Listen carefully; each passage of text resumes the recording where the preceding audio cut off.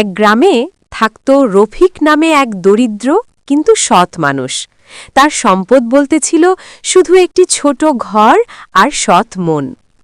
একদিন রফিক রাস্তার ধারে একটি মানিব্যাগ কুড়িয়ে পেল। ভিতরে অনেক টাকা আর পরিচয়পত্র ছিল। গ্রামের লোকজন বলল, তুমি গরিব, টাকা রেখে দাও, কেউ জানবে না। কিন্তু রফিক বলল, যা আমার নয় তা আমি রাখতে পারি না। সে পরিচয়পত্র দেখে অনেক খোঁজাখুঁজির পর মানিব্যাগের আসল মালিককে খুঁজে বের করল এবং সব টাকা ফিরিয়ে দিল।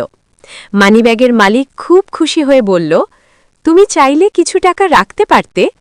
রফিক হাসতে হাসতে উত্তর দিল, সততা থাকলে শান্তি থাকে, এই শান্তিই আমার সবচেয়ে বড় সম্পদ। এই কথা শুনে গ্রামের সবাই রফিককে সম্মান করতে লাগল। পরবর্তীতে গ্রামের মানুষরাই তাকে কাজ ও সহযোগিতা দিল, আর রফিকের জীবন ধীরে ধীরে ভালো হয়ে গেল।